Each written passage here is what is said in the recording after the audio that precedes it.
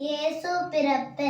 உலகில் முதல் ரோம சாம்ராஜ்ய அதிபர் சேசாவஸ்குஸ் என்பவர் மக்கள் தொகையின் மாபெரும் கணக்கை எடுக்கும்படிக்கு கட்டளையிட்டார். உலகில் முதல் ரோம சாம்ராஜ்ய அதிபர் சேசாவஸ்குஸ் என்பவர் மக்கள் தொகையின் மாபெரும் கணக்கை எடுக்கும்படிக்கு கட்டளையிட்டார்.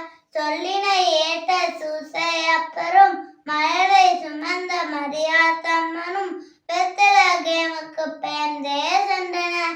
அந்நகர் முழுவதும் மாட்கள் நிரம்பி அமர ஓரிடமும் அமையாதிருந்தன. சொல்லினை ஏற்ற சூசையப்பரும் மழலை சுமந்த மரியாத்தம்மரும் பெத்லகேமுக்கு பெயர்ந்தே சென்றனர்.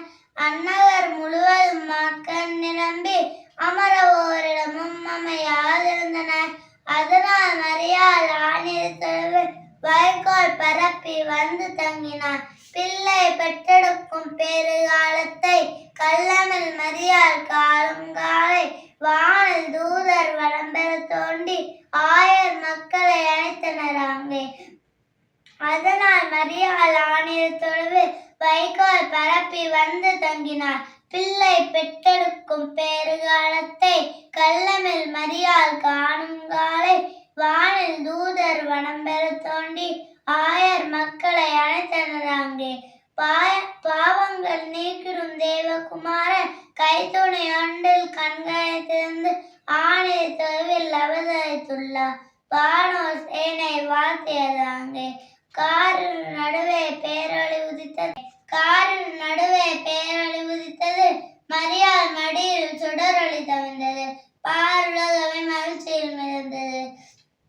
1000 மக்கள் அனைவரும் உண்ட ஆணிரை தழுவினை அறிய நடந்தனர். கண்ணால் கண்டு களித்தனர் ஆயரே. விண்மீன் கண்டு விரைந்த ஞானியர் விண்ணா மைந்தனை வணங்கி நின்றனர். கண்ணால் கண்டு களித்தனர் ஆயரே.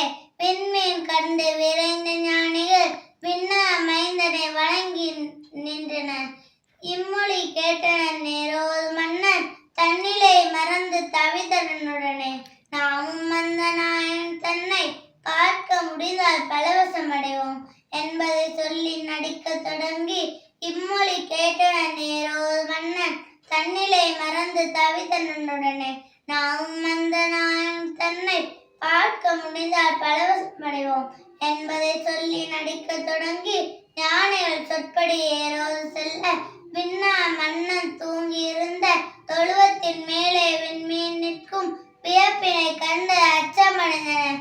ஞானிகள் சொற்படி ஏரோது செல்ல விண்ணா மன்னன் தூங்கி இருந்த தொழுவத்தின் மேலே விண்மீன் நிற்கும் வியப்பினை கண்டு அச்சமடைந்தனர்.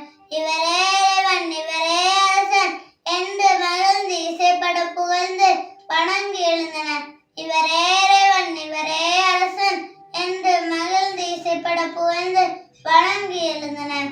கனவில்லோர் இனிமேல் அந்த ஏரோது மன்னன் சபைக்கு திரும்புதல் தகாததால் நாடு திரும்புதல் நின்றேனவிண்டது.